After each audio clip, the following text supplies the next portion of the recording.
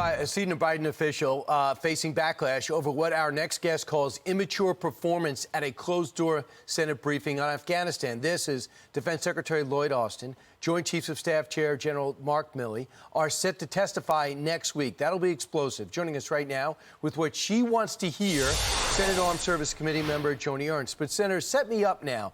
I did not know you guys do this, but before a major hearing like this, you kind of got briefed and you were able to ask some questions ahead of time to get you ready for next week. At which time, what took place?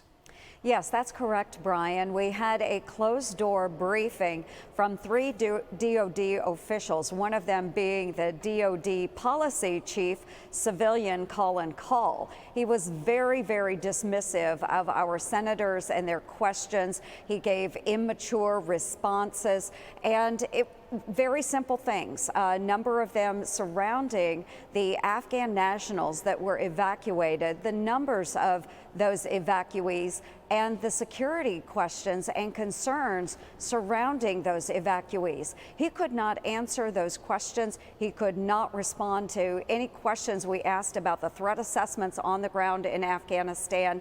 And again, very immature, dismissive, and rude to the point of our senators, and are very valid questions. So, Senator, what you're saying is the worst decision in American military history, arguably, that took place a few weeks ago. You finally are going to get clarification next week, and the country will get a chance to see people explain themselves, how we leave at least 10% of Americans and allies and green card holders behind. And when you asked Colin Kahl what went into this decision, he said, I wasn't even confirmed yet.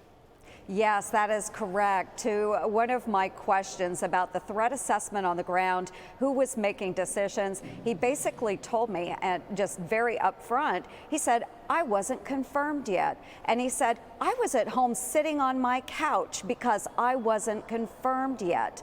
Absolutely no excuse. What an immature response. Certainly he had the opportunity, once he was confirmed, to go back to have those conversations with General Scott Miller, who was the commander on the ground at the time, and really take into consideration all of our military leaders, their recommendations. He evidently did not do that. This administration is acting as if we are done with Afghanistan. We are done getting Americans out. It was extremely disappointing. I can tell you that General Milley, General McKenzie, and Secretary Austin will have a lot of questions to answer next week. Senator, you're as a veteran. I've had a chance to even last night talk to maybe 3 dozen veterans. They're outraged and disheartened by this in a way you can't put into words.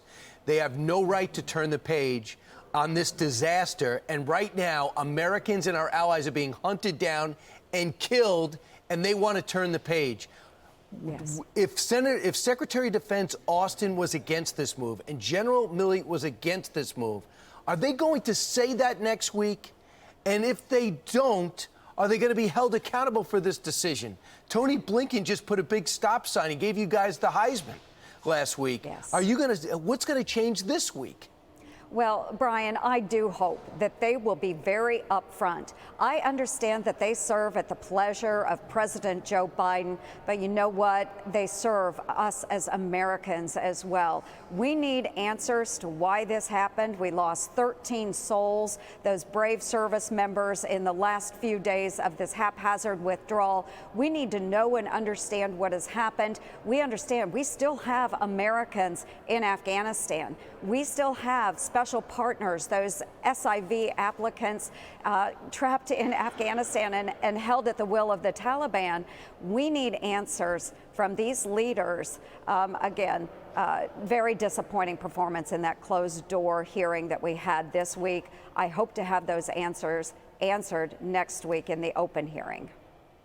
I would say so, and we better not be writing a $64 million check to that country without congressional approval. That Absolutely. Is not their right to give our money to the Taliban and Al-Qaeda. Not in this country. And Senator, I know you're passionate about it. You put on the uniform before and you're still serving. Senator Joni Ernst, thanks so much. Thank you, Brian.